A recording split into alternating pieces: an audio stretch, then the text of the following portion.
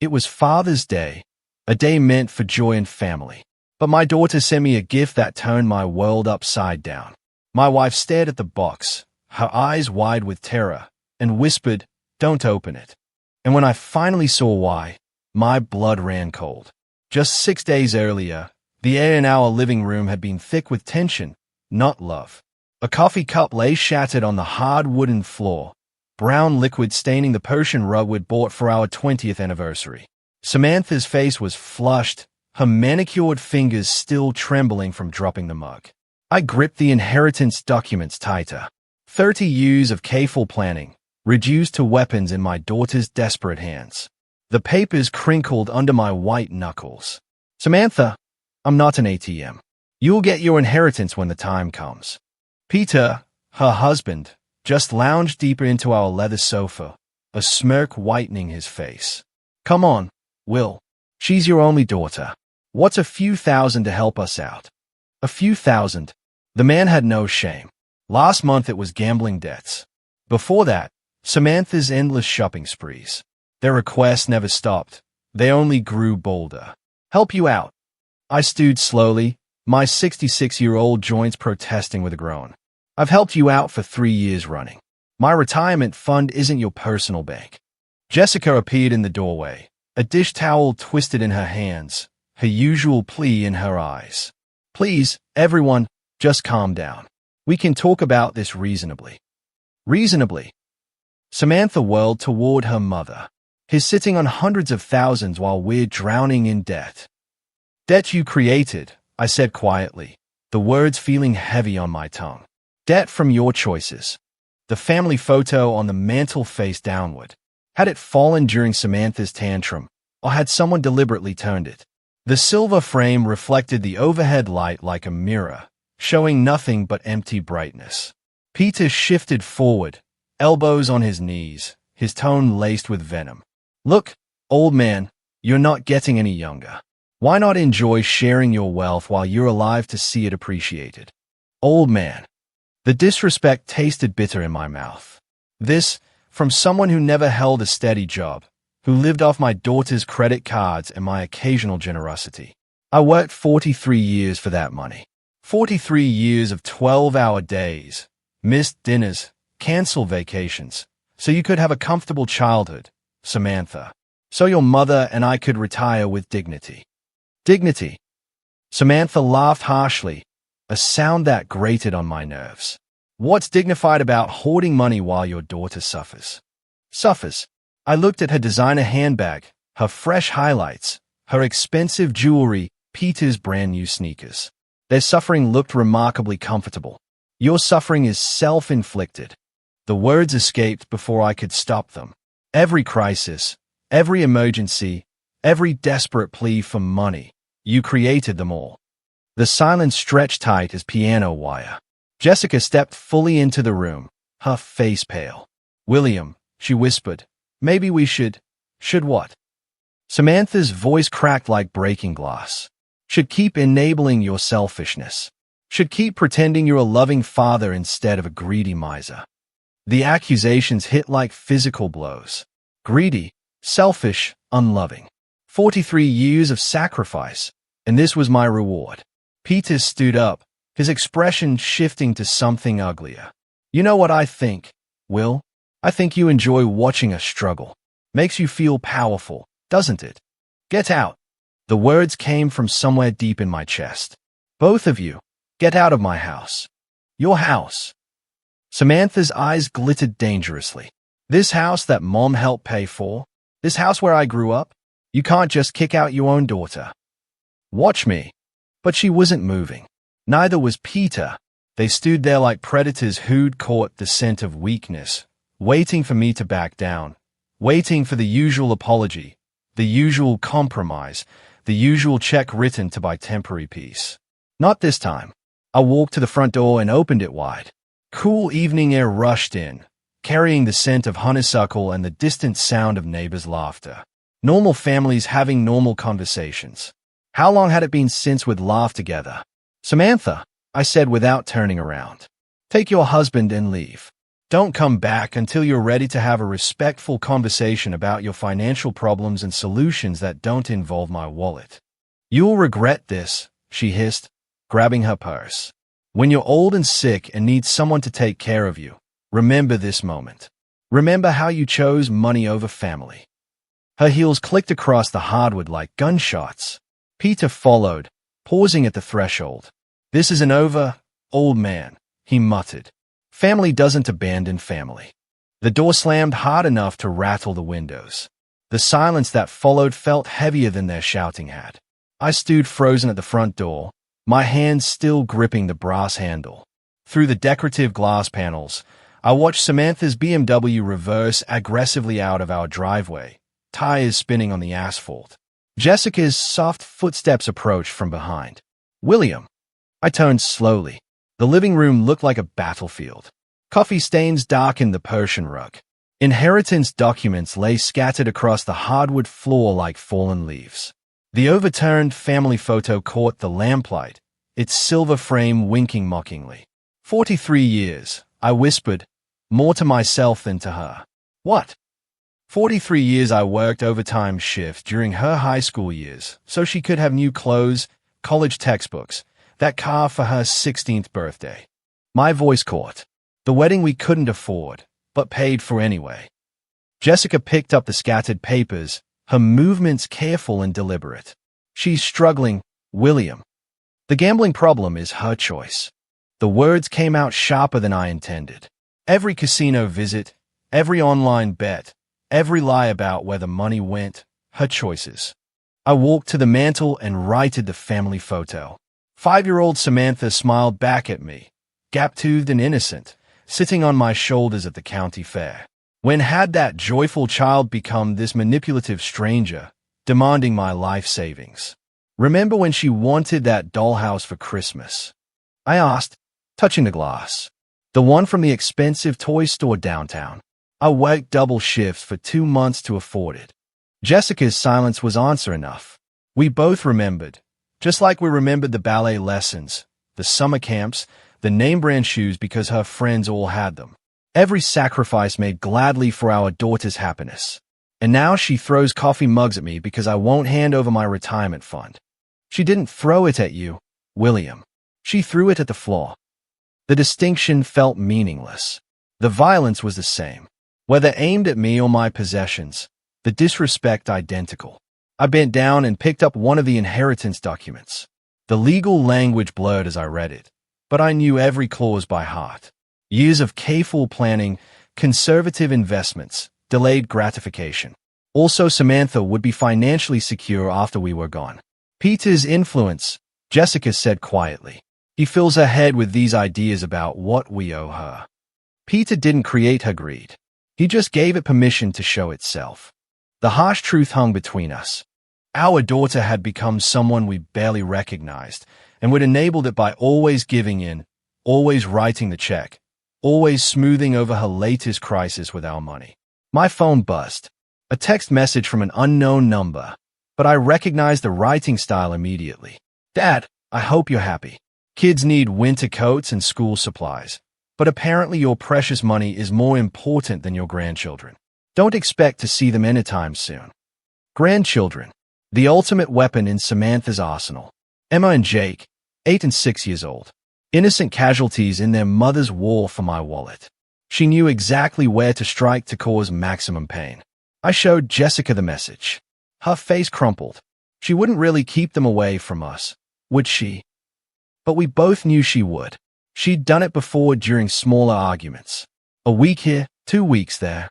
Whenever we didn't immediately comply with her financial demands, the children used as bargaining chips in her endless quest for money. William, maybe we should reconsider. No, the word came out like a gunshot. No more. I won't be held hostage by threats about the grandchildren. I won't teach Emma and Jake that love can be bought, that family relationships are transactions. Jessica flinched at my vehemence. In 38 years of marriage, she'd rarely seen me this angry. Even during our worst arguments, I'd never spoken with such cold finality. But something had shifted tonight. Some fundamental understanding about my daughter, about our relationship, about the future I'd imagined for our family. The illusion of loving sacrifice had shattered as completely as that coffee mug. My phone buzzed again. 6 days later, I sat on our front porch with the Sunday paper, trying to find normalcy in the Father's Day morning routine.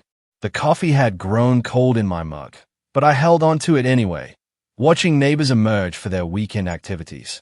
The Hendersons were loading their car for what looked like a family outing.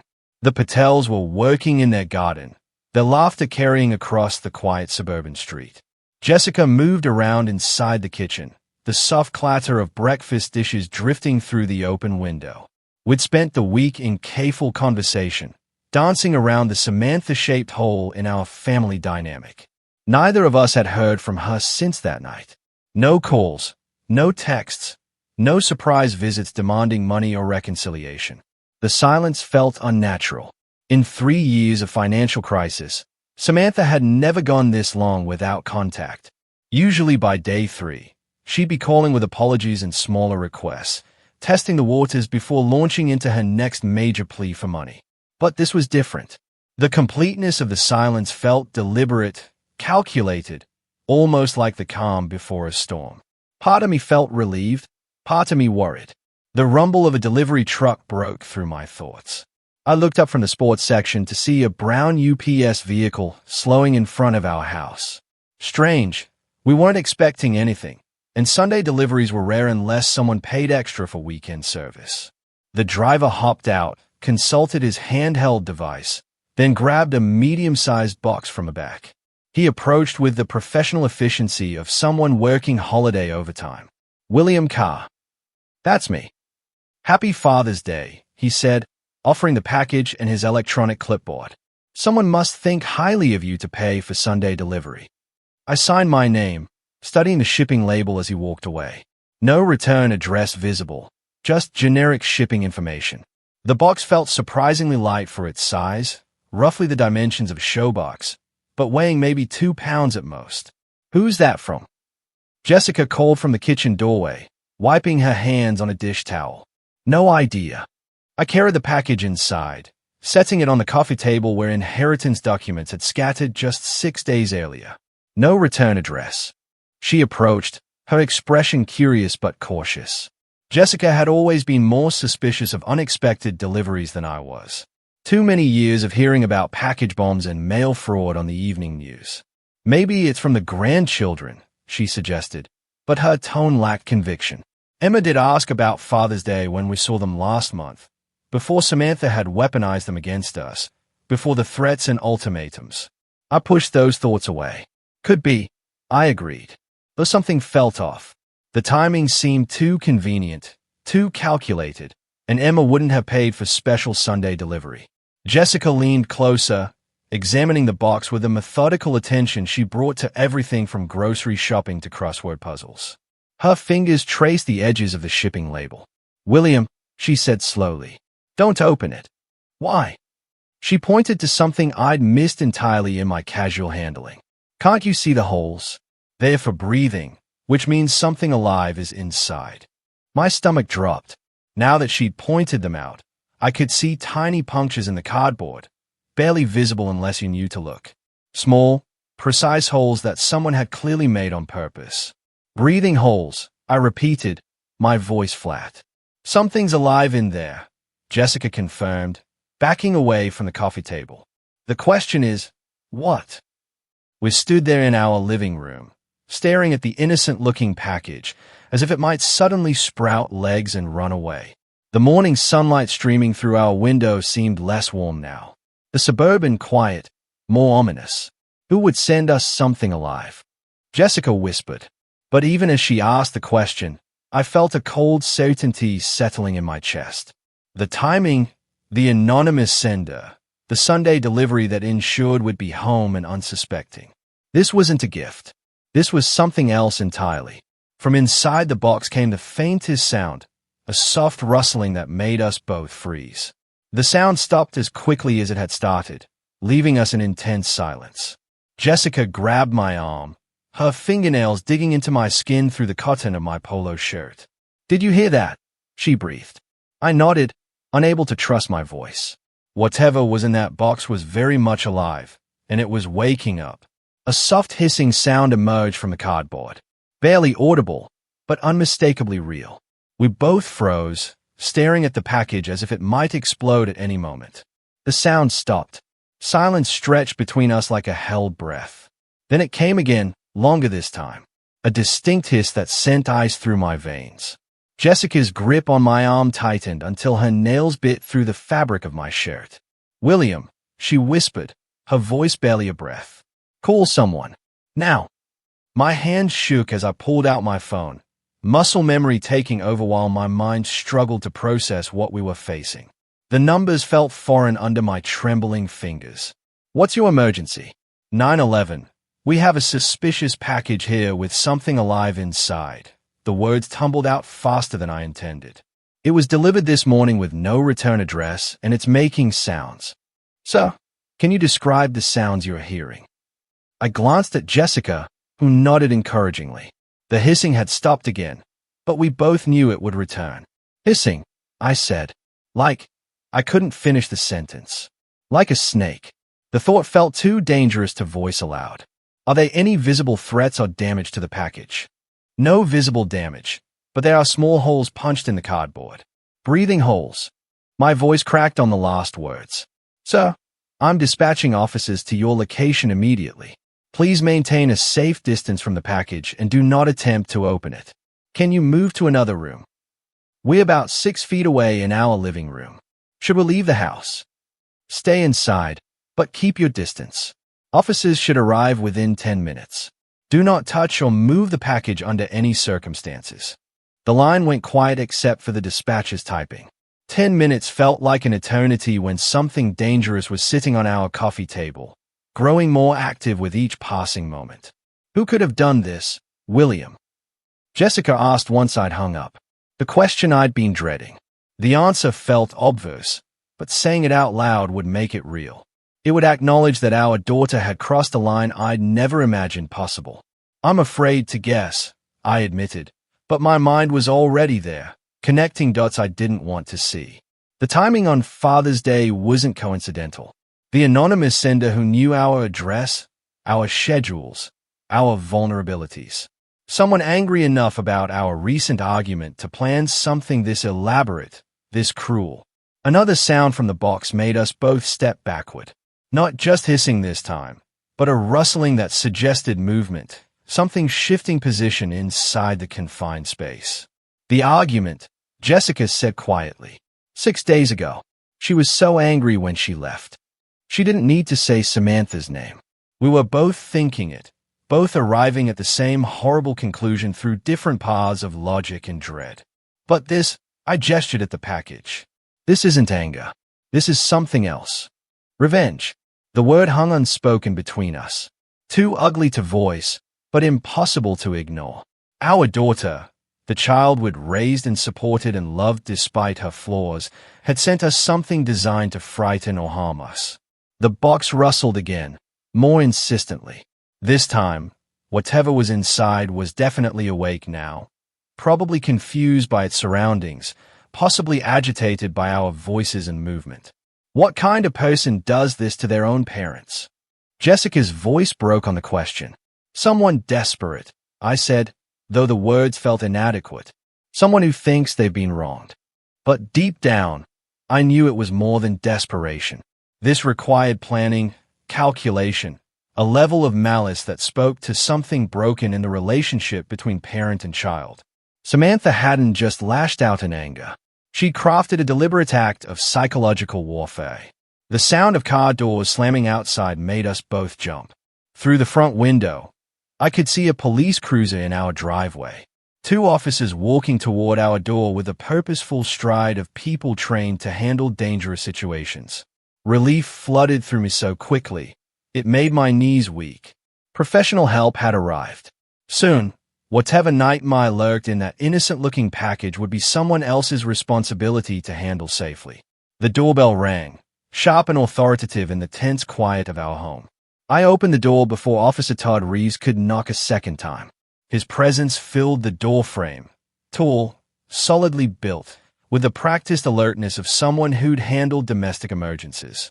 The nameplate on his uniform read T. Reeves. "Mr. Carr, I'm Officer Reeves. We received your call about a suspicious package." "Yes, thank you for coming so quickly." I stepped aside to let him enter. "It's in the living room."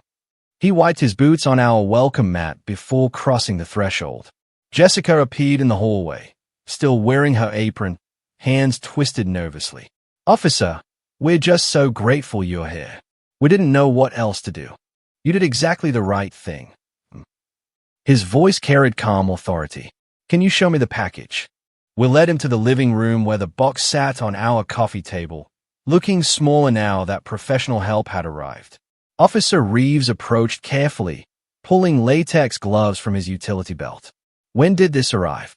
"About 35 minutes ago," I said. "Sunday delivery. Someone paid extra for weekend service." He examined the shipping label without touching the box. No return address visible. "And you heard sounds coming from inside." "Hissing," Jessica said quietly. "Like, she couldn't finish, like a snake." "Like a snake?" Officer Reeves completed matter-of-factly. "I've handled similar situations before. Usually non-venomous, but we take every precaution." He reached for his radio. "I'm calling animal control. They have proper equipment for safe removal." "Dispatch, this is Unit 47. Requesting animal control services at 1247 Maple Street. Suspected snake delivery in residential package." The radio crackled back with confirmation. 20 minutes for animal control to respond.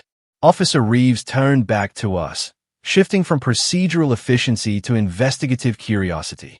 "Do you have any idea who might have sent this?" The question I'd been dreading. I felt Jessica's eyes on me, waiting to see how I'd respond. "I don't know," I said carefully. "Probably just some kids playing pranks." His gaze sharpened slightly. "Kids would need access to live animals, shipping materials, knowledge of your address. This required planning and resources." My mouth went dry. He was right. Someone with means and motive had deliberately sent us a snake on Father's Day. "Have you had any recent conflicts?" "Family disagreements." Family disagreements. The phrase hung in the air like an accusation. Jessica tensed beside me, both of us walking the tightrope between honesty and loyalty. "Nothing that would lead to this," I managed. Officer Reeves studied my face, noting the hesitation, but he didn't push. Instead, he pulled out a small notebook. "Any unusual charges on your credit cards recently? Pet stores? Exotic animal suppliers?" The question hit me like a physical blow. Pet stores.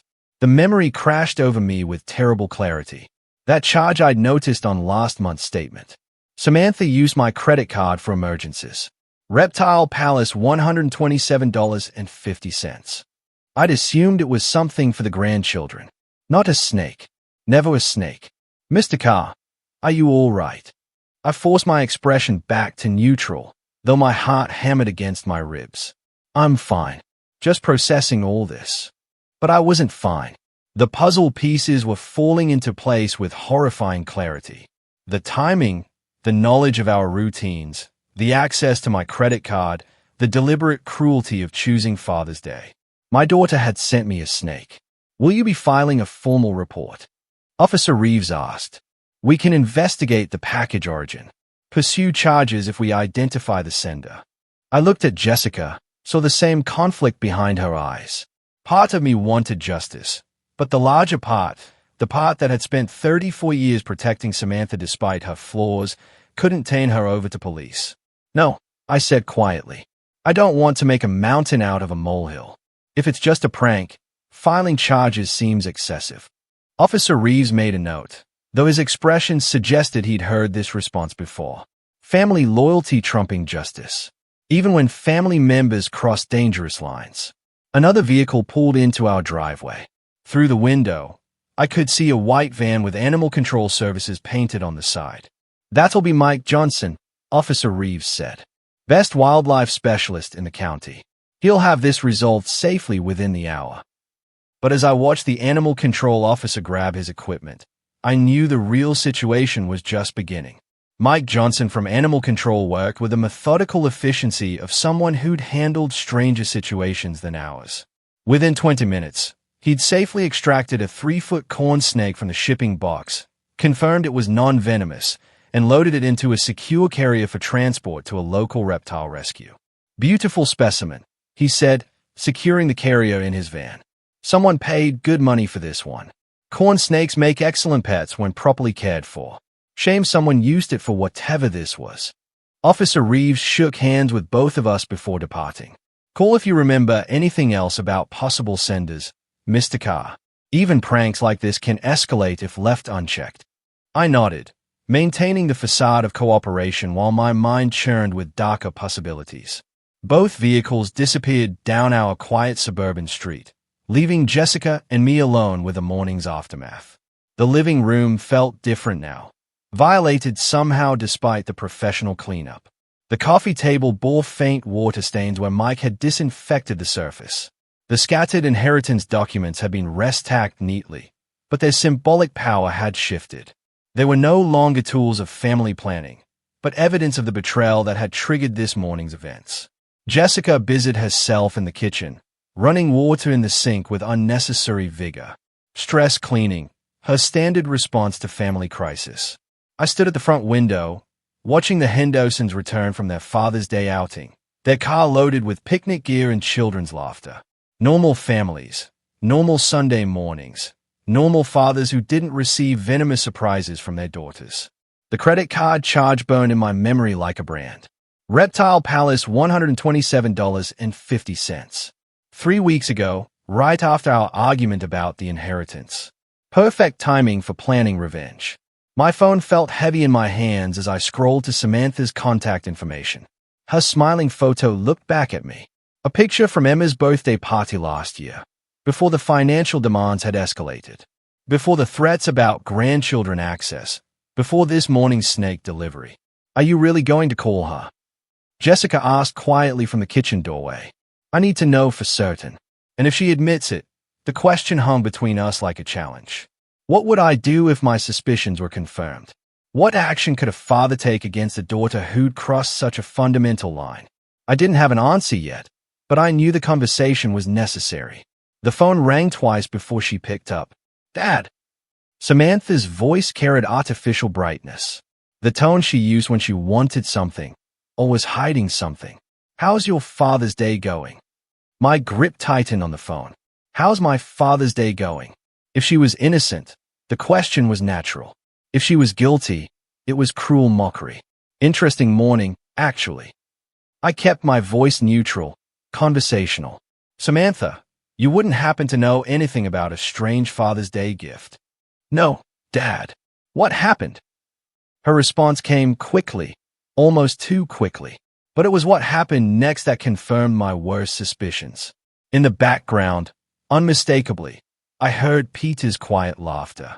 Not the surprised chuckle of someone hearing unexpected news, but the satisfied snicker of someone who thought they'd gotten away with something clever. The sound hit me like a physical blow. All doubt vanished in that moment of careless amusement. My daughter had sent me a snake, and her husband found it entertaining. "Just some confusion with the delivery," I said, fighting to keep my voice steady. "Nothing important. I should let you go." "Are you sure everything's okay? You sound strange." Strange? I was discovering that my only daughter had tried to terrorize me with a live reptile, and she thought I sounded strange. "Everything's fine, Samantha. Enjoy your Sunday." I ended the call before she could respond, before my carefully maintained composure could crack completely. The phone trembled in my hands as the full weight of betrayal settled over me. Jessica appeared at my side, reading my face with the intuition of 38 years of marriage. "You heard something." Peter laughed. The words came out flat, emotionless. In the background, when she asked what happened, he laughed like it was the funniest joke he'd ever heard. Her hand found my arm, a steadying presence in the shifting landscape of our family dynamics. "What are you going to do?" I looked down at the phone, then toward my home office, where the computer held access to bank accounts, credit cards, and all the financial tools that had kept Samantha afloat for 3 years running. I'm going to teach my daughter about consequences. 7 o'clock found me sitting in my home office, door closed, computer humming quietly in the evening stillness. I'd spent the afternoon in careful thought, walking through our neighborhood, reviewing 30 years of financial decisions that had brought us to this moment. The anger had settled into something colder, more purposeful. My desk held the accumulated evidence of a father's generosity. Bank statements showing monthly transfers to cover Samantha's rent. Credit card bills I'd paid without question. Insurance premiums. Car payments. Emergency loans that were never repaid. 3 decades of enabling disguised as love. The leather portfolio beside my keyboard contained documents I'd reviewed dozens of times. Copies of checks written for her wedding. Receipts from the car I'd sold to pay her gambling debts. Bank transfers labeled emergency assistance that had become monthly obligations. Each piece of paper told the same story of a daughter who had learned to see her father as an endless source of money rather than guidance. The computer screen glowed as I navigated to our online banking portal. My fingers moved steadily across the keyboard, typing the familiar passwords I'd never shared with Samantha, though she'd managed to access plenty without them. First, the credit card account, the same one that showed the Reptile Palace charge from 3 weeks ago. Samantha appeared as an authorized user, a status I'd granted her during college for emergencies. 20-year-old emergencies that had multiplied into a permanent lifestyle. I clicked on Manage Users. The system prompted me with security questions. My mother's maiden name, the street where I grew up. Simple answers that unlocked access to tools I should have used years ago. Remove authorized user, the screen asked in neutral blue text. My cursor hovered over confirm for perhaps 10 seconds, not from hesitation, but from the profound shift I felt occurring within myself. 30 years I've funded your irresponsibility. Enough. I clicked. User access revoked. Changes will take effect within 1 business hour. Next came the PIN changes. Samantha had somehow learned the numbers, probably watching over my shoulder during one of our many financial rescue missions. I selected new digits. The year Jessica and I were married. Numbers that meant something to our relationship, but nothing to our daughter's schemes. The automated payments required more attention. Monthly transfers to her checking account. The recurring payment for her car insurance, a subscription service for her gym membership that she'd convinced me was essential for her mental health. Each cancellation required confirmation, a digital paper trail of my decision to stop being her private bank. My hands remained steady throughout the process. No trembling, no hesitation. This wasn't cruelty. It was overdue accountability. I remember the conversation last month when she'd called, sobbing about the gambling debts. How she promised this was the last time, the final crisis I'd need to solve. I'd believed her, transferred another $5,000, and told Jessica we were helping our daughter learn responsibility. Instead, I'd been teaching her that consequences were optional. The final screen showed a summary of changes. Credit access removed. Automatic payments canceled. PIN codes updated. The work of 30 years of enabling undone in 30 minutes of methodical clicking. Save changes. Outside my office window, the suburban evening continued its peaceful rhythm. The Hendersons were grilling dinner in their backyard. Mrs. Patterson walked her small dog past our mailbox. Normal families living normal lives. Probably not dealing with adult children who sent live snakes as Father's Day gifts. I clicked Save. The confirmation appeared instantly. Account changes processed. Updated information will be available immediately. Leaning back in my leather desk chair, I felt something I hadn't experienced in years when it came to Samantha. Control. Not the desperate, reactive scrambling to fix her latest crisis, but the calm authority of a parent who'd finally remembered that love sometimes requires saying no. Tomorrow morning, she would discover that her financial safety net had been removed. Her credit card would be declined. Her automatic payments would bounce. Her assumed access to my resources would simply end. For the first time in decades, the consequences of her choices would be entirely her own responsibility. The phone on my desk remained silent, but I knew that wouldn't last long. Morning arrived with unusual peace. I sat at our kitchen table with coffee and the newspaper, watching sunlight filter through Jessica's herb garden on the windowsill. For the first time in years, I felt no anxiety about potential financial emergencies. No dread of manipulative phone calls. Jessica moved quietly around the kitchen, refilling my coffee cup with the comfortable efficiency of 38 years of shared mornings. She'd asked no questions about my evening in the office, but her slight smile suggested she understood perfectly what I'd accomplished. The phone rang at 8:15. Samantha's name appeared on the caller ID, exactly as expected. I let it ring twice more before answering, using those extra seconds to center myself. "Good morning, Samantha." "Dad, what have you done? My card isn't working." Her voice hit me like a physical assault, shrill with panic. "I tried to buy groceries and it was declined. The automatic payment for my car insurance bounced. What is happening?" I took a sip of coffee before responding. "Samantha, I know you sent me that Father's Day gift." The silence stretched for several heartbeats.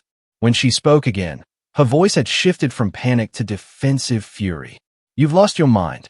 How could you set me up like this?" "Set how up? Not what are you talking about, or what Father's Day gift?" The woman who had sent me a snake was now accusing me of setting traps.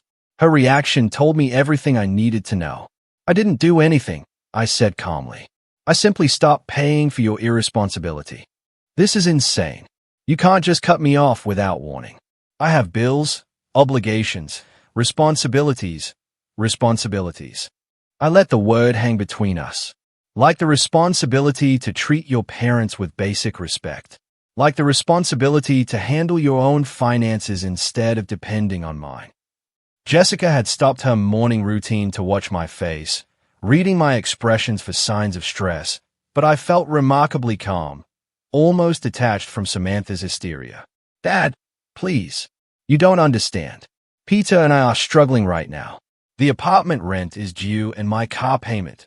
Your car payment that I've been making for 2 years? Your apartment rent that comes out of my account every month? Perhaps it's time you understood what actual financial responsibility looks like." "Fine. You want to play games." Her voice rose to a pitch that would have concerned me yesterday. "Don't expect to see your grandchildren anytime soon. Emma and Jake won't even remember you by the time." "Samantha." I cut her off with quiet firmness. Those threats stopped working yesterday morning. The phone went silent except for her rapid breathing. I could almost hear her recalibrating, searching for the manipulation tactic that had always worked before. "I can't believe you're doing this to me," she whispered, switching to the victim voice that had opened my wallet countless times. "I'm your daughter. I'm struggling. And instead of helping me, you're punishing me for something I didn't even do." Something she didn't even do. Still no direct denial, no confusion about what gift I'd referenced, just the blanket deflection of someone who knew exactly what she'd done and was angry about facing consequences. "Your struggle is not my responsibility," I said. "Your choices created your situation. Your choices sent that package. Your choices will determine what happens next. You're being ridiculous. One little prank and you completely lose your mind." One little prank. There it was. Not quite a confession, but close enough to confirm what her panicked overreaction had already revealed. She had sent me a live snake as a little prank, and now expected me to continue funding her lifestyle. A prank involving a dangerous animal isn't little, Samantha. And a father cutting off financial support after 30 years of enabling isn't losing his mind. It's finally finding it. Her voice turned arctic. "This isn't over, old man. You think you can control me by controlling money? We'll see about that." The line went dead. I set the phone down gently and looked at Jessica, who had watched the entire conversation with growing admiration. The morning sunlight still streamed through the herbs. The coffee still tasted perfect. "She's coming here," Jessica said quietly. I nodded. "Probably with Peter. They'll want to continue this conversation in person. Are you ready for that?" I thought about the question seriously. Was I ready for my daughter to arrive at our home with her unemployed husband, demanding access to money she'd never earned, threatening grandchildren she'd already weaponized? "Yes," I said. "I think I am." The sound of a car engine roaring into our driveway shattered the morning calm. Tires squealed against asphalt as the vehicle stopped abruptly, followed by the sharp slam of 2 car doors. Jessica and I exchanged a glance. We both knew who had arrived. Heavy footsteps marched across our front walkway with determined rhythm. The doorbell rang once, sharp and demanding, then immediately again when no one answered fast enough. I stood slowly, feeling remarkably calm despite the approaching storm. "Stay here," I told Jessica quietly. No, her voice carried unexpected strength. "We're in this together." The doorbell gave way to aggressive knocking. I walked to the front entrance and opened it to find Samantha and Peter standing on our porch like a two-person army ready for battle. Samantha's face was flushed red with anger, her hair disheveled as if she'd dressed hastily and driven here in fury. Peter loomed behind her, his expression dark with malice I'd never seen directed at me before. "Dad!" Samantha's voice vibrated with barely controlled rage. "We need to talk." "We already talked this morning." I remained in the doorway, not inviting them inside. I thought I was quite clear. "Clear?" She laughed harshly. "You were insane. You can't just cut me off because of some ridiculous misunderstanding about a Father's Day package." Even now, standing on my doorstep demanding money, she couldn't bring herself to admit what she'd done. "There's no misunderstanding, Samantha. You sent me a snake." I responded appropriately. Peter stepped forward, his bulk filling more of the doorway. "Look, old man, maybe you didn't think this through properly. Samantha has expenses, responsibilities. Kids need things. Kids whose mother threatens to keep them away from their grandparents when she doesn't get money," I replied evenly. Samantha's face contorted with desperate fury. "Fine. You want to play hardball? You'll never see your grandchildren again. Emma and Jake will grow up knowing their grandfather chose money over family." The words that had once been my greatest fear now felt powerless against the clarity I'd gained. I looked at my daughter and saw not the child I'd raised, but the manipulative stranger she'd become. "Samantha," I said quietly, "that's not a threat. That's a blessing." The shock on her face was complete. This was not the response she'd expected, not the devastating blow that had always brought me to my knees before. Peter's mouth fell open. "You, what?" Samantha stammered. "If you're the kind of person who uses children as weapons against their grandparents, then perhaps it's better that they are not exposed to that kind of manipulation while they are young." Peter's expression shifted to something darker. He stepped forward, close enough that I could smell the anger radiating from him. "We know where you live, old man," he said, his voice low and menacing. "We know your routines, your schedule. You might want to reconsider your position." I felt Jessica tense behind me, but I remained perfectly still. "Are you threatening me, Peter?" "I'm just saying that family relationships work both ways. You want to cut us off? Fine, but don't expect us to just disappear quietly." "Actually," I said, "that's exactly what I expect. And if you choose not to disappear quietly, that becomes a matter for the police rather than family negotiation." Samantha grabbed Peter's arm, perhaps sensing he was pushing into territory that could have legal consequences. But her touch didn't calm him. It seemed to fuel his aggression. "You think you're so smart," Peter continued. "You think cutting off our money makes you powerful. There are other ways to get what we need."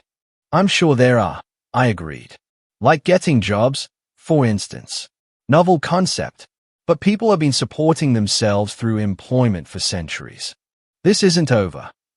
Samantha hissed, her desperation transforming into pure venom. "You'll regret treating us like this. Family doesn't abandon family, and there will be consequences." "There already are consequences," I said. "You're living them right now." They stayed at me for a long moment, perhaps finally understanding that no amount of threats, guilt, or manipulation was going to restore their access to my resources. The man who had spent 30 years being their personal bank had simply closed. Without another word, Samantha spun on her heel and stalked back to their car.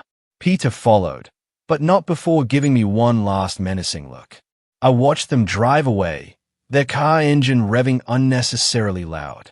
Only when their taillights disappeared did I close the front door and turn to Jessica. Her face was pale, but her eyes held something I hadn't seen in years. "Pride. We're going to need legal advice," I said. Evening brought the quiet normalcy that had become precious in our house. Jessica and I sat at our kitchen table after dinner, the domestic routine providing comfort after the morning's chaos. She sipped chamomile tea while I nosed my second cup of coffee, both of us processing the day's events. The kitchen had always been our sanctuary for serious conversations. It was here we discussed buying the house, planned for retirement, talked through concerns about Samantha's early struggles with money. Now, it served as the place where we contemplated the complete breakdown of our family relationship. "I keep thinking about when she was 8, Jessica said quietly. "Remember the Mother's Day breakfast she made? Burnt toast and orange juice with too much pulp. But she was so proud." I did remember. Samantha in her pink pajamas, standing on a kitchen stool to reach the counter, determined to surprise us with breakfast in bed. The memory felt like it belonged to someone else's family now. "She used to draw us pictures," I said. "Stick figures of our family holding hands. I kept them in my office desk drawer for years. I still have some in that memory box upstairs." Jessica's voice carried maternal grief. "William, she's still our daughter, despite everything that's happened today." The words I'd been expecting all day.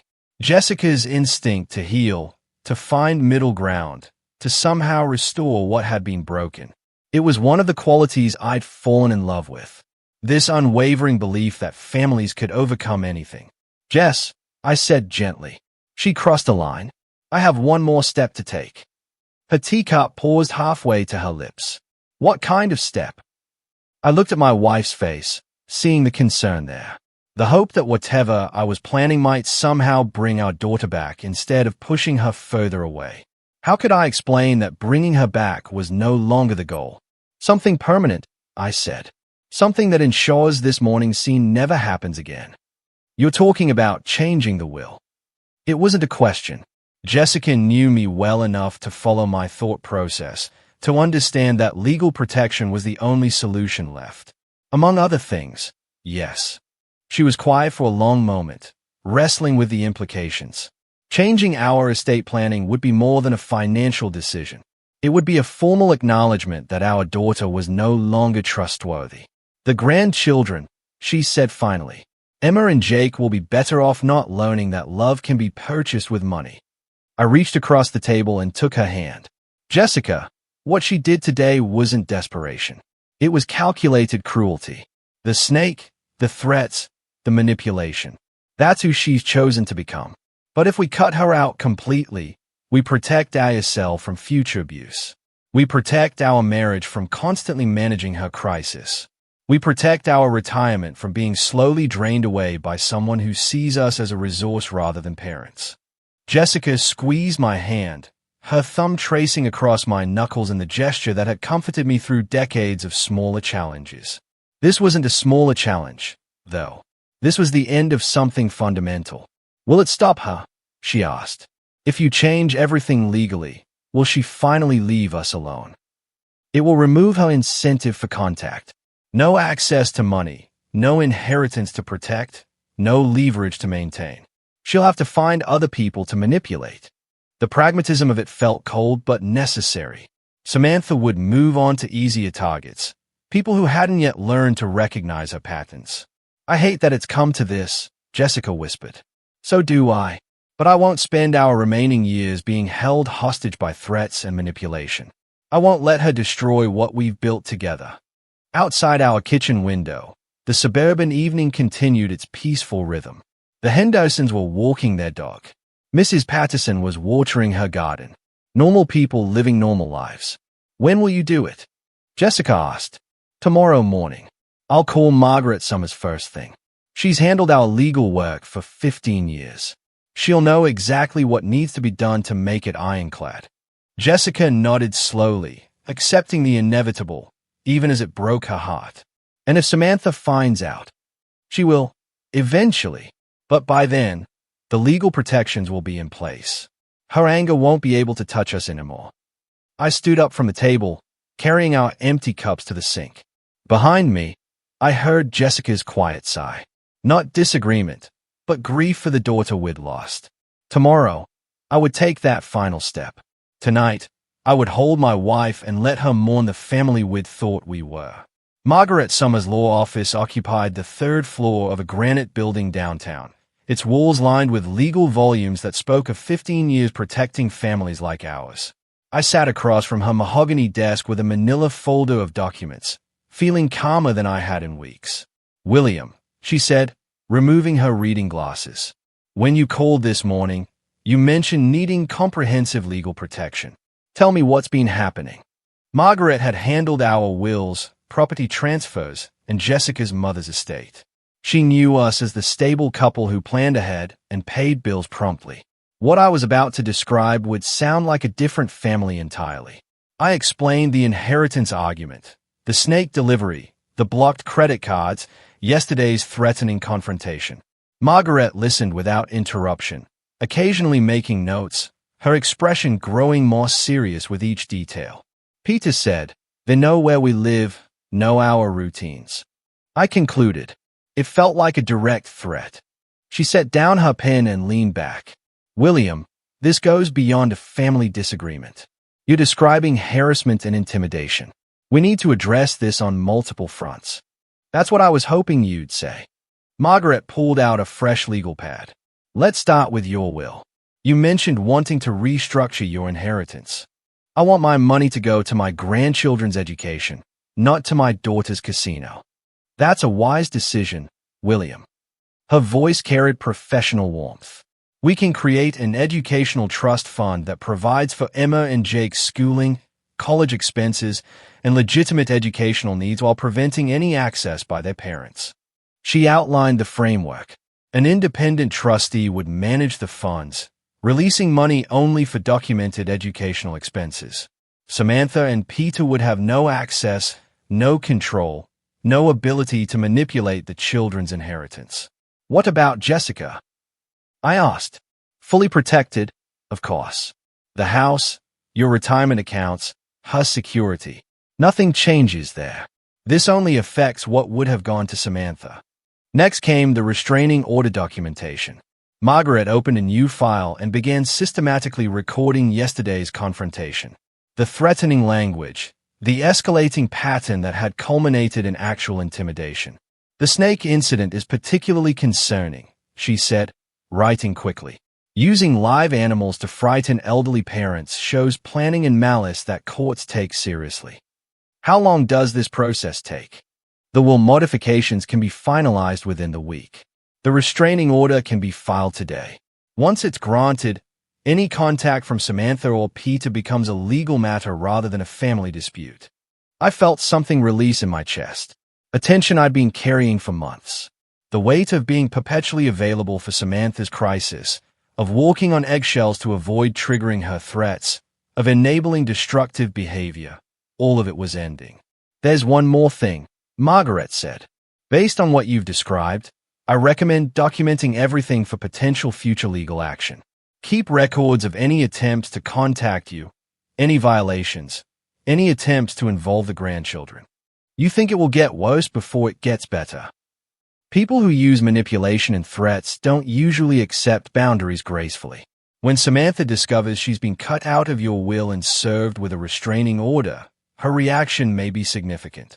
But that no longer frightened me. With legal protections in place, her anger would be directed at a system designed to handle such behavior, not at two elderly parents trying to enjoy their retirement. Margaret's assistant brought in the prepared documents. As I signed my name to each page, I felt the satisfying finality of decisions made and implemented. 30 years of financial enabling was officially ending. Our home would be legally protected from harassment. "The restraining order should be approved by end of business today," Margaret said. "Court officers will serve both Samantha and Peter by tomorrow morning. After that, any contact with you or Jessica becomes a criminal matter." I stood to leave, shaking hands with a woman who had just helped me reclaim control of my own life. Outside her office windows, the city continued its normal rhythm. "William," Margaret called as I reached her door. "You've made the right choices. Your family's safety and security come first." I nodded, tucking the folder under my arm. Tomorrow morning, Samantha would discover that manipulation was no longer an option. Tonight, Jessica and I would sleep peacefully, knowing the law was finally on our side. 2 days passed in the most peaceful quiet I'd experienced in years. Jessica and I fell back into the comfortable routines that had been constantly interrupted by Samantha's crisis.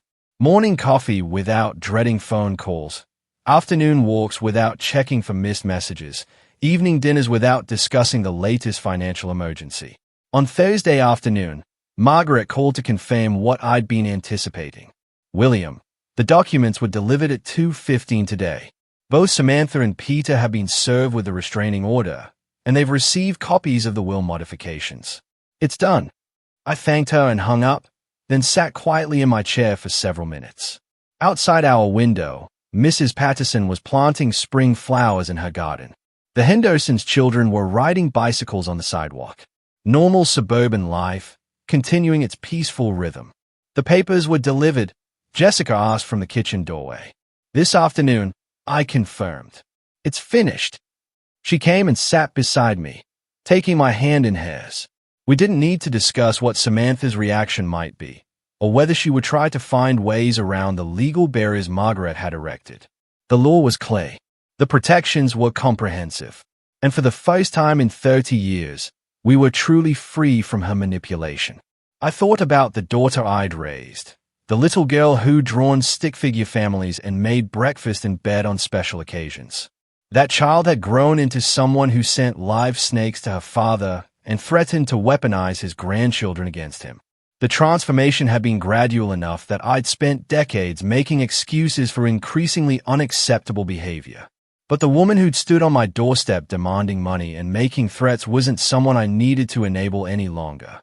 The legal documents had created the boundaries that love alone could never establish. They got what they wanted. I'm no longer in their lives. The irony wasn't lost on me. Samantha had spent years threatening to cut off my access to Emma and Jake whenever I didn't comply with her financial demands. Now, through her own escalating behavior, she'd ensured that separation permanently while simultaneously losing any claim to the inheritance she'd been so desperate to control. Emma and Jake would be provided for through their educational trust fund, managed by professionals who couldn't be manipulated or threatened. Their college expenses, tutoring, books, legitimate educational needs, all secured without giving their parents access to resources they'd proven incapable of managing responsibly. Jessica squeezed my hand.